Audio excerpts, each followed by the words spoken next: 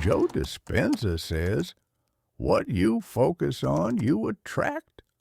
Marcus Aurelius says, "Expect the worst and nothing will surprise you." Introduction. Have we been lied to about positive thinking? What if I told you that Joe Dispenza, Tony Robbins, and every modern self-help guru have been teaching you only half the truth? What if I told you that their obsession with positive visualization might actually be making you weaker? Sounds crazy, right? But ancient Stoics, some of the greatest minds in history, would have challenged everything we've been told about the power of positive thinking. While modern gurus tell you to visualize success, Stoics believed in visualizing failure. While self-help books preach abundance mentality, Stoics embrace the harshest realities of life.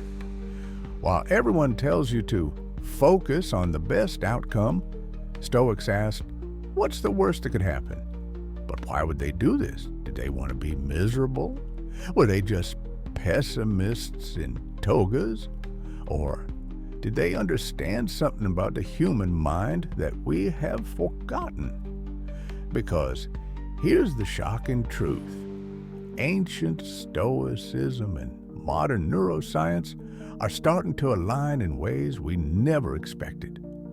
In this video, we're going to break down the Stoic concept of Premeditatio Malorum, why they visualize negative scenarios, how modern neuroscience proves that this technique makes you mentally unbreakable, what quantum mechanics reveals about how your thoughts may actually shape reality, and finally, the real way to use both positive and negative visualization to become unstoppable. But before we dive in, let me ask you this. Have you ever tried positive visualization?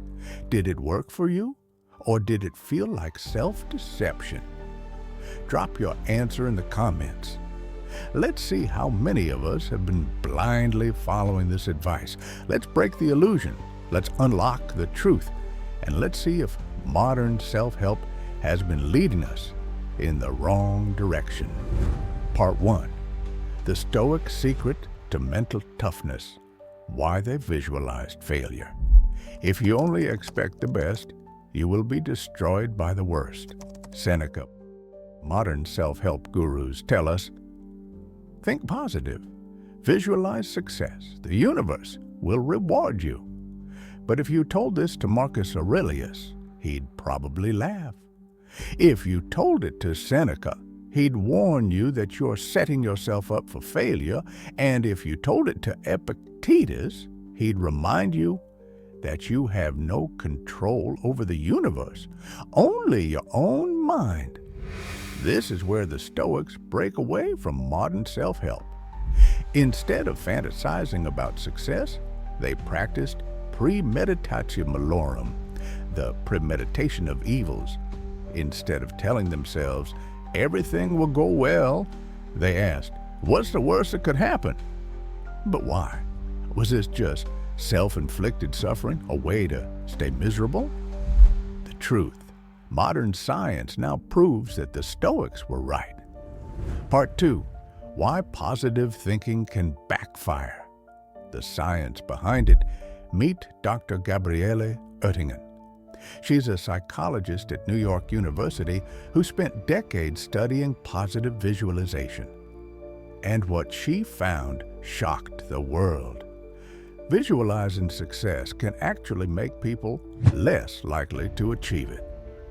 In a groundbreaking study, Oettingen found that people who fantasized about achieving their goals, whether it was wealth, weight loss, or success, were actually less likely to reach them. Why? Because the brain, when vividly imagining success, can trick itself into thinking the goal is already achieved. This lowers motivation and effort, leading to less action in real life. Translation: if you visualize success too much, your brain gets lazy. Neuroscience explains this flaw. When you visualize a future where you're already successful, your brain releases dopamine, the feel-good chemical. That's why manifestation feels so good, but there's a catch. Your brain rewards you for imagining success, not for actually working toward it. That's why so many people who binge self-help content never actually change their lives. Stoics knew this problem 2,000 years ago. That's why instead of indulging in fantasies, they practiced negative visualization. And now, modern psychology is catching up. Part 3. How negative visualization builds a mental fortress. Let's compare two people. Person A, the think positive believer, reads self-help books, visualizes success, feels good in a moment, fails to prepare for obstacles, panics when things go wrong.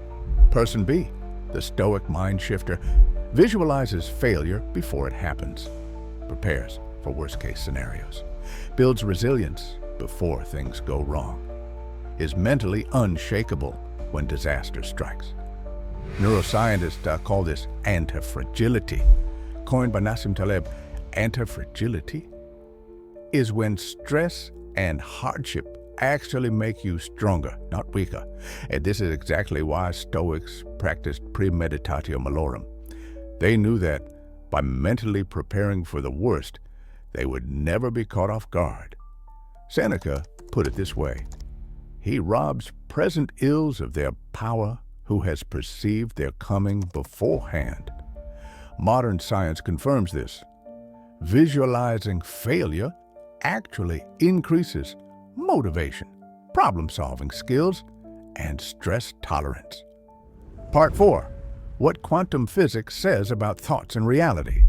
Now, let's step into the most controversial part of this debate. If thoughts don't create reality, why does quantum physics suggest otherwise?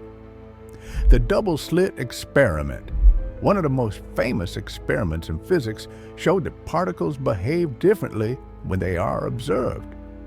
Some have taken this to mean that consciousness influences reality. This is where Dr. Joe Dispenza and other manifestation gurus come in. They claim that since quantum physics shows that observation affects matter, our thoughts must shape reality. But here's the problem. Quantum physics applies to subatomic particles, not your bank account. There was no evidence that thoughts alone can change physical reality. However, they do change your actions, habits, and decisions. This is where Stoicism and quantum mechanics actually align. The Stoic truth. Your thoughts don't change reality, but your interpretation of reality changes your actions. Your actions change your results. So who's right? The Stoics, who say prepare for the worst, or Dispenza, who says focus only on the best? The truth is, both can work, but only if used correctly. Part 5. How to combine Stoicism with modern neuroscience. Here's how you actually use both approaches together. 1. Start with negative visualization, like a Stoic. Imagine the worst possible outcomes. Ask, if this happens, how will I respond? Mentally prepare for failures before they happen. 2. Then use positive visualization, like Dispenza. Imagine yourself handling challenges like a warrior. See yourself succeeding because you prepared.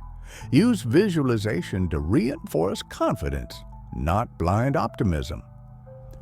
This is the balance most people miss. Too much negative thinking, you'll drown in anxiety. Too much positive thinking, you'll be unprepared for reality. The answer isn't one or the other, it's both. Conclusion, the final Stoic challenge. If you're relying on positive thinking alone, you're living in a fantasy. If you're preparing only for disaster, you're living in fear. True strength comes from mastering both. Now, A question for you. Do you think negative visualization makes people stronger or just more anxious? Drop your thoughts in the comments. Let's see where you stand in this debate. And if you want to train your mind like a Stoic, check out the books and resources in the description. See you in the next video. Stay strong.